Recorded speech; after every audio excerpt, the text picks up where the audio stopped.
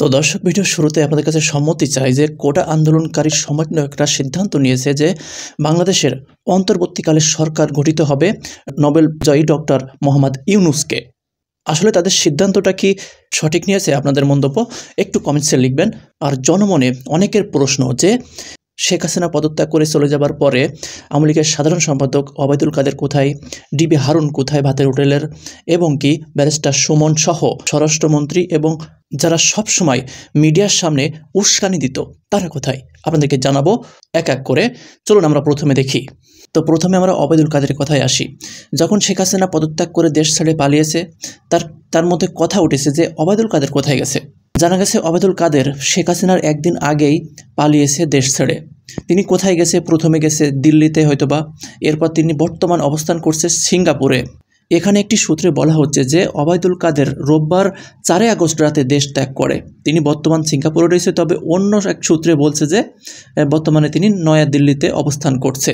তার মানে তিনি প্রথমে নয়াদিল্লির উদ্দেশ্যে গেছে, এরপর হয়তোবা তেনার সিঙ্গাপুরে যাবার উদ্দেশ্য ছিল, কিন্তু হয়তোবা যেতে পারেনি। ঠিক যেমন শেখ হাসিনাও বিভিন্ন দেশে কিন্তু যাওয়ার অ্যাপ্লাই করছে কিন্তু পারছে না।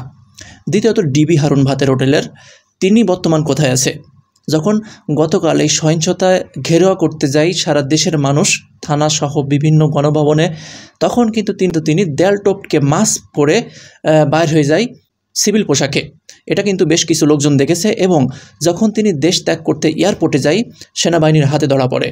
এরপর তিনাকে সেনাবাহিনীর হেফাজতে রাখা হয়েছে ইতিমধ্যে, যেহেতু বাংলাদেশের মানুষের অনেক ক্ষোভ তার প্রতি। তিনি কিন্তু কোনো ডিবি পুলিশ আমি মানি না, তিনি হচ্ছে আওয়ামী লীগের একজন সদস্য আমি মনে করি। তো আরেকটি কথা হচ্ছে স্বরাষ্ট্রমন্ত্রী, তার বাড়িতে কিন্তু আগুন দেওয়া হয়েছে গতকাল। তিনাকে বাড়ি পাননি, হয়তোবা তিনিও পালিয়েছে দিল্লিতে। ব্যারিস্টার সুমন, তিনিও দেশ থেকে পালিয়েছে। সকলেই কিন্তু এই দিল্লির উদ্দেশ্যে বা ভারতেই যাচ্ছে, এবং সেখান থেকেই তিনারা পরবর্তী তাদের স্টেপ বিভিন্ন দেশে চলে যাচ্ছে। শেষ পর্যন্ত এটাই কি হলো?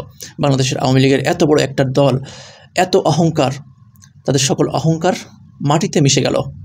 আরেকটি কথা বলি শেখ হাসিনা সম্পর্কে, যে তিনি 2 দিন সময় চেয়েছিল সকল আওয়ামী লীগের এমপি মন্ত্রীদেরকে যেন যাবার সুযোগ দেয়, কিন্তু সেখানে সেনাবাহিনীর প্রধান তিনি বলেন যে 45 মিনিট হাতে সময় দেওয়া হবে, 45 মিনিটের ভিতরে যেন পদত্যাগপত্র রাষ্ট্রপতির কাছে জমা দেওয়া হয়। ঠিক সে কারণেই পদত্যাগপত্র দ্রুত সময়ের ভিতরে জমা দিয়ে তিনাকে দেশ ছেড়ে পালাতে হয়েছে। তো আপনাদের কি মন্তব্য? আপনাদের পুরো মন্তব্য কমেন্ট বক্সে লিখবেন। খেলা হবে শামীম ওসমান, এনারা কিন্তু সকলে পালিয়েছে, সকলে কিন্তু ভারতের উদ্দেশ্যে গিয়েছে, এরপর অন্যান্য দেশে যাওয়ার চেষ্টা করছে। তো কোথায় গেল? খেলা হবে। এবং শ্রীলঙ্কার মতো অবস্থা কিন্তু হয়ে গেছে, আমরা দেখতে পেরেছি। গণভবন দখল করেছে জনসাধারণ মানুষ, এবং সেখানে একেবারে শ্রীলঙ্কার একটু কমতি হয়নি।